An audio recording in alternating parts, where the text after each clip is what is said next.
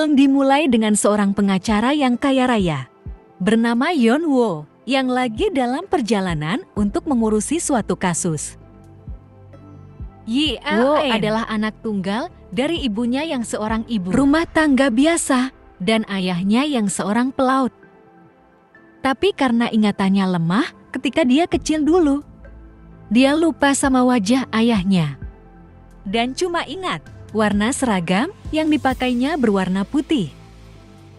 Sekarang ayahnya udah meninggal dari sebuah kecelakaan ketika melaut di negara Selandia Baru.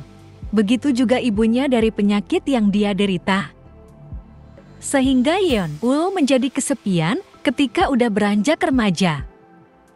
Namun dari situ muncul sebuah tekad, kalau dia akan menjadi wanita yang sukses suatu saat, nanti tanpa mengandalkan siapapun. Dan ternyata beneran terwujud di waktu sekarang ini. Mengetahui ada suatu kasus yang harus dia tangani, Yeon-woo pergi ke kantor kejaksaan, di mana dia melindungi tersangka, seorang anak dari bos perusahaan besar. Jadi setelah menyalakan sebuah perekam suara, Yeon-woo mulai melindungi si anak bos itu. Sementara ibu dari anak yang merasa menjadi korban, gak terima atas kejadian ini. Pada akhirnya, si anak yang merasa menjadi korban memutuskan untuk berdamai.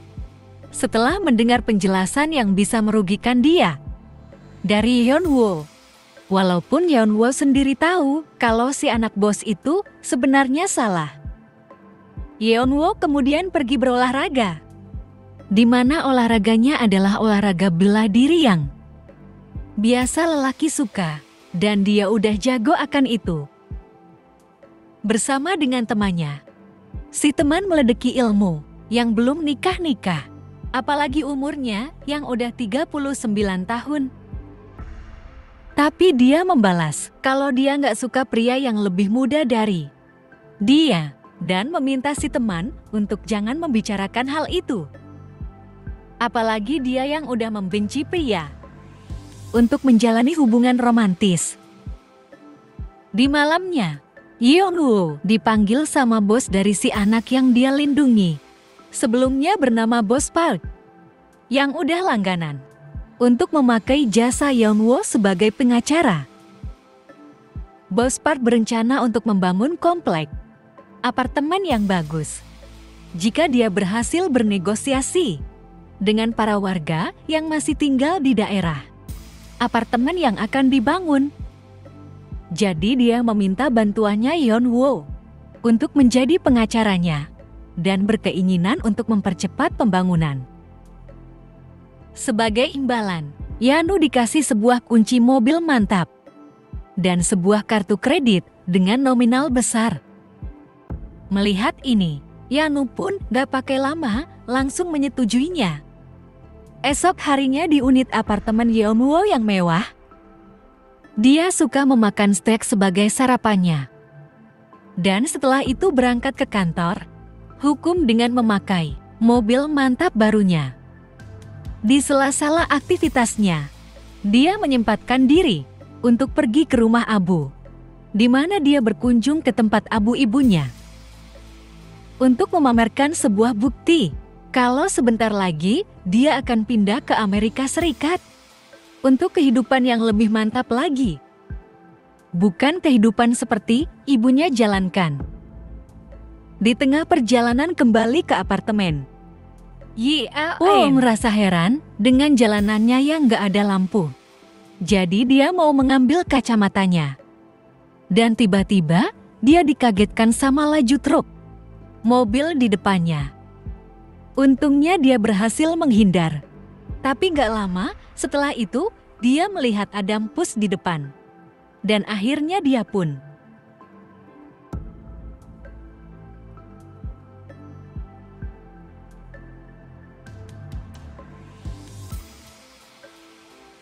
Yeon-woo kemudian terbangun di sebuah tempat serba putih, di mana dia melihat ada banyak orang di sana. Dan di luar tempatnya juga serba putih seperti cahaya terang. Oleh karena itu, dia menanyakan comeback resepsionis di mana dia sekarang. Namun Simbad menanyakan dulu identitasnya. Dan setelah mengetahuinya dalam perasaan terkejut, dia pergi menemui atasannya. Sebut aja Pak Budi. Ketika Pak Budi marah-marah sama asistennya, terungkap kalau Yeon Woo berada di sebuah tempat yang disebut Pusat Peralihan Akhirat untuk cabang negara Korea Selatan, yang menjadi tempat bagi roh manusia yang meninggal sebelum dikirim ke surga. Gak lama setelah itu datang si ember resepsionis yang memberitahu kalau identitas Yeon Woo ada kesalahan input dikarenakan nama yang sama gara-gara si asisten. Dan datanya ketukar dengan Yeon Woo yang tua yang lahir di tahun 1941. Sementara Yeon Woo yang udah mau tua ini lahir di tahun 1976.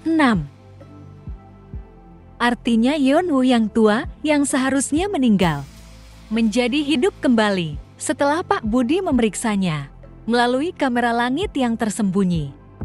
Sementara Yeon Woo yang seharusnya masih hidup menjadi meninggal setelah mengalami kecelakaan mobil.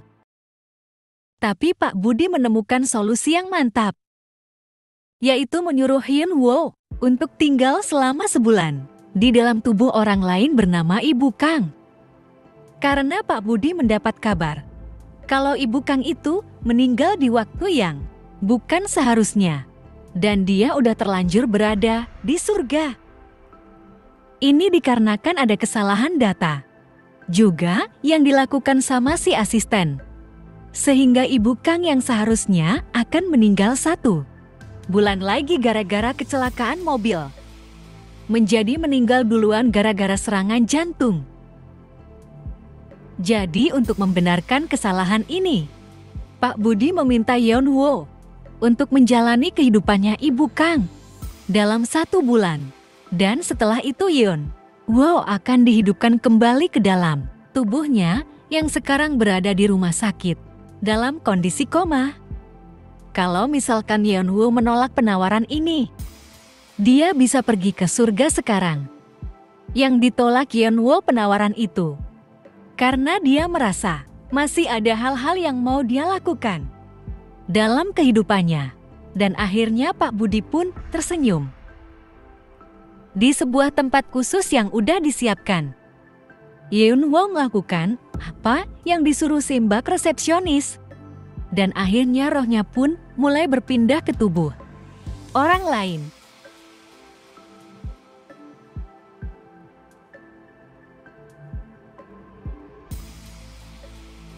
Yeon Woo berekspektasi kalau dia berpindah ke tubuh seorang wanita yang berpenampilan mantap. Tapi ekspektasinya nggak terwujud. Yang ternyata dia berpindah ke tubuh seorang wanita yang acak adut. Dan dia pun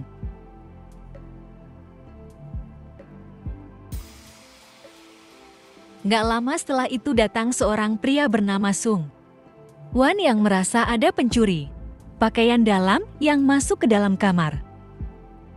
Namun tebakannya salah, yang ternyata Yamu sendiri pencuri pakaian dalamnya yang mencuri punyanya. Dan dia pun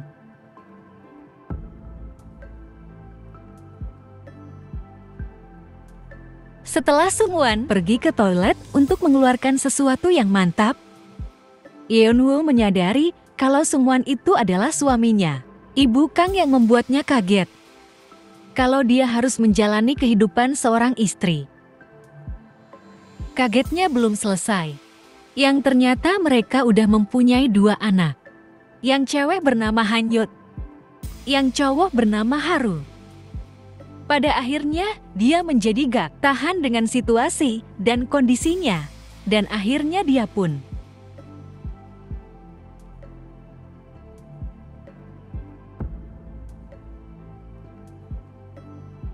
Haru lalu mengasih HP sama dompetnya Yeon Woo, yang membuatnya mengetahui kalau wanita yang dia rasuki ini lahir di tahun 1981.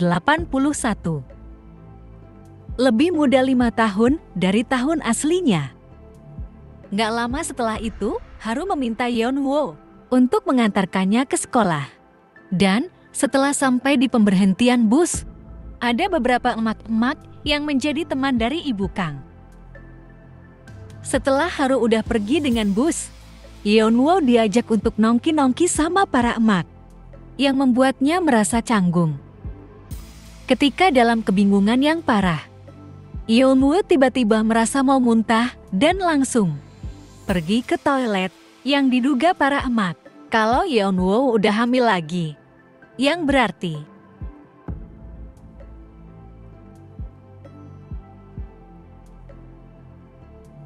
ketika mau melepaskan cincin pernikahannya, tiba-tiba muncul Pak Budi. Jadi Yeonwoo langsung protes dengan kehidupan yang dia jalani ini, tapi Pak Budi mengancam akan mengirimkannya langsung ke surga jika Yeonwoo nggak menerima kehidupan dia yang sekarang ini. Oleh karena itu Pak Budi menyarankan untuk memperjuangkan kehidupan yang dia jalani ini dalam sebulan. Namun Yeonwoo masih susah untuk menerima kehidupan model seperti ini. Jadi dia mau menghabiskan duit dengan kartu kreditnya Ibu Kang dan berbelanja barang-barang mantap dengan gaya ala nyonya besar yang biasa dia lakukan. Tapi setelah membayar dengan kartu kredit itu, si Mbak kasir bilang kalau kartu kreditnya udah melebihi batas kredit. Oleh karena itu mau gak mau dia mesti membatalkan beberapa barang belanja yang dia beli. Di saat itu, dia sampai lupa untuk menjemput Haru. Namun untungnya, salah satu teman udah membantu untuk menjemputnya. Dia kemudian bertemu dengan salah satu temannya lagi di lift apartemen, di mana si teman mengajak untuk membeli ikan teri. Yang dibalas Yuno, kalau dia nggak suka ikan teri. Tapi si teman berpikir kalau Yeonwoo nggak punya duit untuk membelinya, yang membuat gengsinya Yeonwoo merasa dipermainkan. Namun gak lama, setelah itu si teman menyadari baju yang dipakai Yeonwoo itu KW punya, yang membuat dia terkejut. Dan akhirnya dia pun malu. Di malamnya hari, setelah Sungwon dan Hangul pulang, Yeonwoo mau mengungkapkan sesuatu, yaitu dia mau liburan untuk healing selama 1 bulan ke rumah orang tuanya. Berencana untuk kabur dari kehidupan yang dia jalani ini.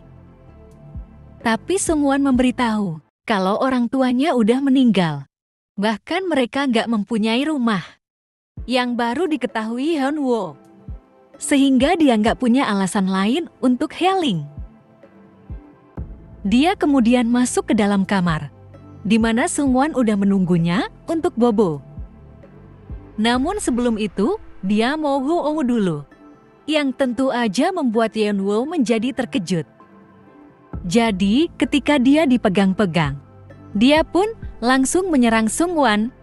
Ini membuat Sungwon merasa heran dengan tingkah laku Yeonwoo yang masih dia anggap sebagai istri aslinya. Tapi Yeonwoo mengungkapkan kalau Sungwon bisa kena tindak pidana kekerasan seksual jika berani macam-macam. Sebelum Yeonwoo pergi untuk tidur berpisah dari Sungwon, dan akhirnya Sungwon pun menjadi sakit hati. Esok harinya, dia menceritakan kejadian tentang Yeonwoo ke temannya di kantor, di mana si teman menyarankan untuk memberikan Yeonwoo formulir perceraian untuk melihat jika dia langsung mengambilnya. Artinya dia udah selingkuh. Karena Sungwon bekerja sebagai PNS, dia mendekati atasannya yang bernama Pak Choi untuk membicarakan sebuah proyek. Tapi Pak Choi menyuruhnya untuk fokus ke proyek pembaruan trotoar aja. Yang ditanggapi Sungwon kalau itu cuma akan membuang duit dan menyarankan untuk mengalokasikan ke proyek yang lebih penting. Namun Pak Choi bersikeras menyuruhnya untuk melakukan apa yang dia suruh. Dan akhirnya Sungwon pun gak bisa berkata apa-apa. Sementara itu, Yeonwoo seperti biasa nongki-nongki sama para emak. di mana dia dikasih sebuah petisi untuk melawan sebuah pembangunan yang akan dibangun sama Bos Park. Ini membuat dia teringat tentang pembicaraan Bos Park yang pernah meminta dia untuk mengurusi urusan hukum untuk pembangunannya, sebagai pertanda kalau kehidupan aslinya masih terhubung dengan kehidupan sekarang ini. Jadi dia masuk ke dalam unit apartemennya setelah memasukkan kode sandi yang dia ingat dan mengambil dokumen pengurusan pembangunannya. Bos Park. Di saat itu, dia mengetahui mukanya Ibu Kang dari sebuah foto yang berarti sekarang ini kehidupan mereka memang lagi bertukar dengan Ibu Kang yang menjadi pasien di rumah sakit dalam kondisi koma menggantikan Yeon Woo. Dia juga mengambil kartu kredit mantap yang masih dia miliki. Jadi dia menggunakan itu untuk berbelanja dengan gaya ala nyonya besar tentunya. Di malamnya, setelah Sungwon pulang dari kerja, dia berbicara berduaan dengan Yeon Woo dan mengungkapkan kekesalannya kalau sebenarnya Yeon Woo yang mengejar dia mati-matian sebelum mereka menikah. Oleh karena itu, dia memberikan formulir perceraian itu, yang justru membuat Yeon Woo menjadi senang untuk berpikir menjadi janda aja. Tapi gak lama setelah itu ada bel berbunyi, yang ternyata itu adalah polisi yang mau meminta keterangan tentang penggunaan kartu kreditnya karena merasa curiga dengan Yeon Woo yang udah mencuri kartu itu dari Ibu Kang. Sementara Ibu Kang sendiri lagi dirawat di rumah sakit. Si polisi lalu meledeknya sebagai wanita tua, yang tentu aja membuat Suan menjadi gak senang dan membalas si polisi dengan pengetahuan kode etik yang dia ketahui. Dia mengungkapkan kalau dia ini pernah bersekolah di sekolah hukum, lalu meminta si polisi untuk meminta maaf ke Yeon Woo, dan akhirnya si polisi pun melakukannya. Setelah mereka pergi, sungguhan menanyakan tentang pria lain yang dijawab Yeon Woo kalau dia nggak mempunyainya. Ini dipercaya Sungwon, dan akhirnya dia pun mengelus-elus rambutnya Yeon Woo, yang baru pertama kali dia rasakan ada seorang pria yang melakukan hal itu. Dia kemudian bertemu lagi dengan Pak Budi dan diminta untuk baik-baik sama suaminya. Atau nggak dia terancam akan digantikan sama banyak kandidat role lainnya di atas sana. Jadi beberapa waktu kemudian, dalam sebuah pertemuan dengan beberapa pejabat, Yeon Woo menemani Sungwon ke sebuah acara, di mana mereka bertemu dengan seorang pemimpin. Begitu juga Pak Choi yang ada di sana. Pertemuan itu membuat Sungwon membicarakan tentang sebuah proyek penting tapi dialihkan. Pembicaraannya tentang proyek trotoar yang gak penting itu sama Pak Choi. Ini mulai menarik perhatian Yeon Woo. Oleh karena itu, dia ikutan membicarakan tentang proyek trotoar itu dengan gaya seorang pengacara. Karena merasa heran dengan trotoar itu yang sering diganti, meskipun masih layak untuk digunakan. Ini membuat Sungwon menjadi gak enak dengan membawa Yeon Woo keluar dari ruangan, karena dia merasa Pak Choi itu masih atasannya. Gak lama setelah itu datang Pak Choi. Jadi Yeon Woo langsung menuduh kalau Pak Choi udah berencana untuk korupsi dengan bermain anggaran trotoar. Makin merasa gak enak, Sungwon pun langsung membawa Yeon Woo pergi, dan Pak Choi langsung bilang kalau Yeon Woo itu wanita jalang. Menjadi gak seneng. Akhirnya Sungwon pun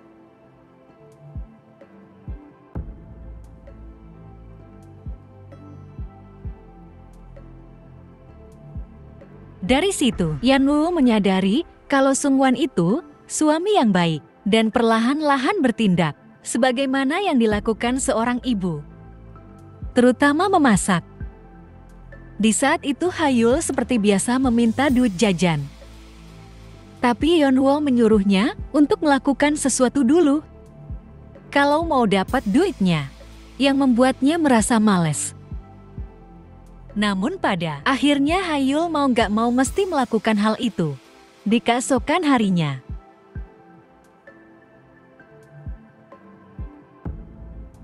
Dan akhirnya dia pun dapat duit jajan. Di sekolah ada seorang siswa yang ditaksir Hanul. Dan Hanul tahu kalau si cowok juga suka sama dia.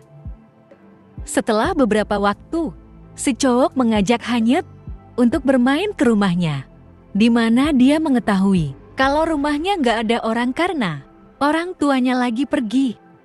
Ini membuat dia merasa canggung. Dan si cowok nggak pakai lama, langsung menggencarkan uwu-uwunya. Tapi di saat itu, Hayul menyadari ada kamera HP di atas. Yang ternyata si cowok dan kawan-kawan mau melakukan sesuatu yang jahat ke Hayul. Dan gak memperbolehkan dia untuk pergi. Si cowok mengetahui kalau Hanyut mau menjadi aktris. Jadi dia mau syuting film bersama dengan Hanyut. Yang tentu aja ditolak dia. Dan akhirnya dia pun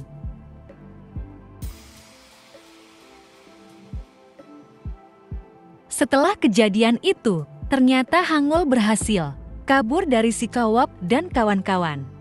Dan langsung masuk ke dalam kamar sambil merasa marah bercampur sedih.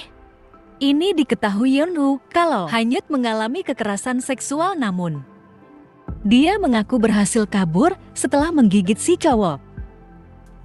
Ini membuat Hanyut merasa malu untuk ke sekolah. Oleh karena itu Yeonwoo pun mengajak untuk si cowok yang udah bersama pengacaranya untuk membicarakan hal ini. Si pengacara menyampaikan permohonan maafnya dan akan memberikan kompensasi sebagai gantinya. Tapi Yeonwoo meminta untuk permisi dulu ke toilet karena dia merasa nggak tenang dengan kejadian ini yang pernah dia alami sebelumnya.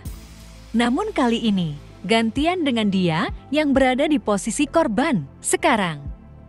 Gak lama setelah itu, Hayul datang untuk meminta ibunya untuk gak melawan mereka dan berdamai. Karena dia tahu ayahnya atau ibunya gak punya banyak duit dan punya banyak hutang. Ini ditolak permintaannya sama Yeonwoo. Dan sebelum memulai perlawanannya, dia menyetel perekam suara seperti biasa dia lakukan. Dia bilang kalau dia mau menghancurkan kehidupan si cowok dan mengancam akan memviralkan dengan menyebarkan skandalnya ke semua media sosial. Ini membuat si cowok menjadi gak seneng. Lalu malah mengajak Hainul dengan sebutan jalang. Dan akhirnya dia pun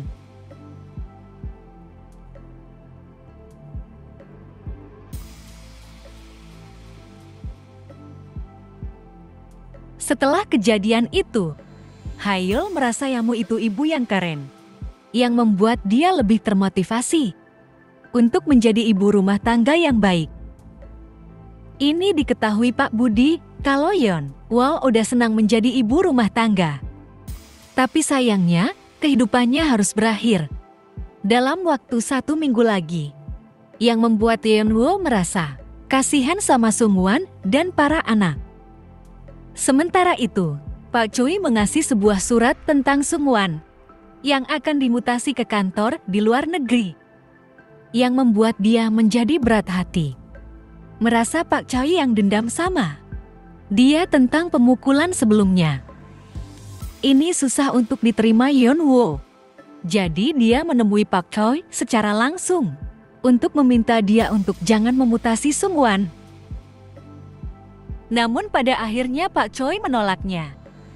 Dan Yeonwoo pun langsung menelpon pihak kontraktor dari bos Park untuk memberitahu secara nggak langsung ke Pak Choi kalau dia ini adalah orang yang mengurusi masalah hukum dari proyek pembangunannya bos Park. Ini membuat Pak Choi menjadi ketakutan. Ketika yang bertanya, apakah Pak Choi salah satu orang yang mengurusi proyek pembangunan itu? Dan setelah mengetahui kalau dia bukan orang yang mengurusi hal itu, Pak Choi pun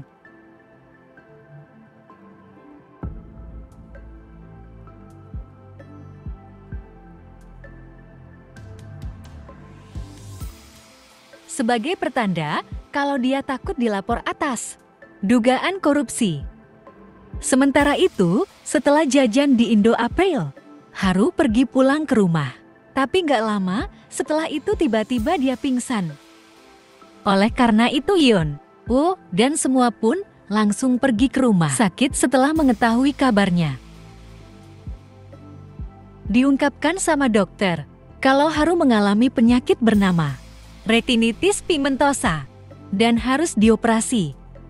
Namun Haru kemungkinan bisa kehilangan penglihatan sepenuhnya.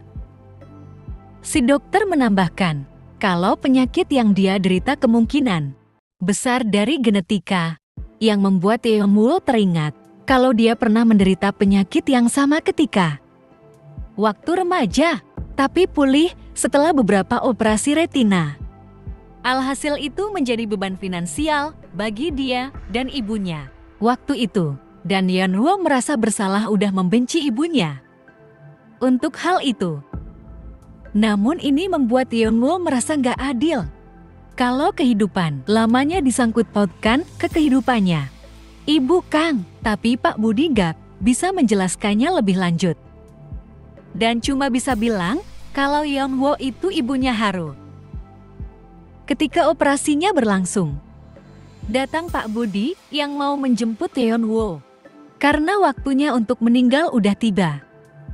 Dengan mempersilahkan dia masuk ke dalam mobil. Tapi Yeon Woo meminta waktu lagi untuk bisa melihat Haru bangun, yang tentu aja nggak diperbolehkan Pak Budi. Bahkan setelah mendengar Yeon Woo yang rela kehilangan kehidupan aslinya. Namun Pak Budi meyakinkan jika Yeon Woo menghilang dari kehidupan ini, maka penyakitnya Haru juga akan hilang. Meskipun begitu, Yeon Woo tetap bersikeras mau bertemu dengan Haru dan mengucapkan selamat tinggal. Jadi Pak Budi pun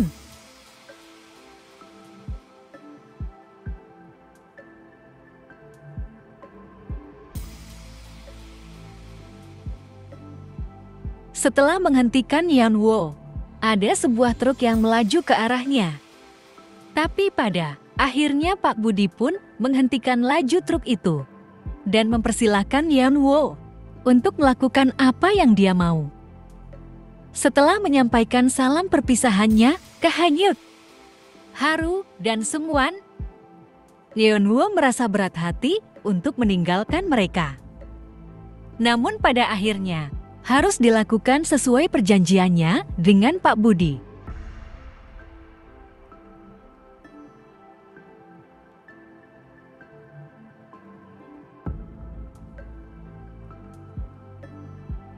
Beberapa waktu kemudian, Yanu terbangun di tubuh aslinya setelah mengalami koma dan langsung pergi ke rumah sakit tempat dirawatnya Haru. Tapi dia nggak menemukan Haru atau yang lainnya di sana. Begitu juga di unit apartemen mereka yang ditempati sama orang lain. Ini menandakan di kehidupan Yeon Woo yang asli. Kehidupan Seungwon dan para anak berbeda dari yang dia temui ketika menjalani kehidupannya Ibu Kang. Sehingga dia cuma bisa pasrah akan itu. 1 bulan kemudian, Yeon Woo memutuskan untuk gak mau dekat-dekat lagi sama Bos Park. Karena dia mau menjadi pengacara yang benar menegakkan keadilan mulai sekarang. Setelah itu, Yeon Woo memutuskan untuk pindah tempat tinggal. Karena dia merasa sangat kesepian jika tinggal di apartemen ini. Di tengah mengurusi barang-barangnya, dia melihat sebuah album foto berisi foto dia waktu kecil dan ibunya. Dan ketika melihat sebuah foto yang sepertinya terlipat, dia memeriksa lebih lanjut foto itu. Ternyata setelah dibuka,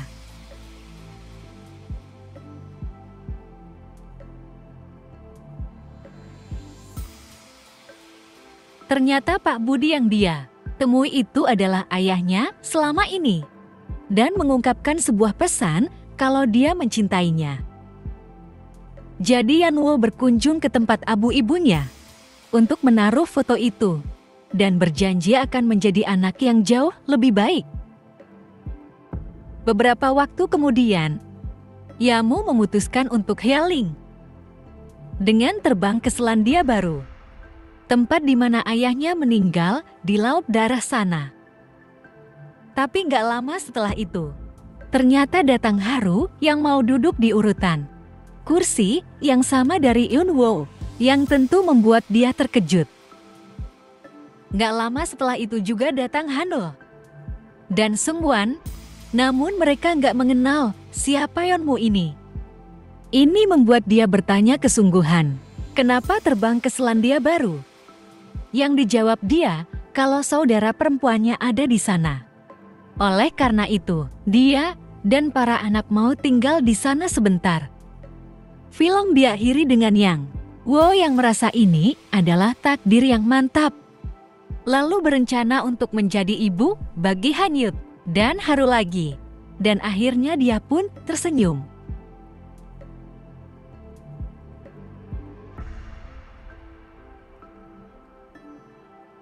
Pastikan untuk klik subscribe, lonceng, dan like-nya ya. Thank you for watching.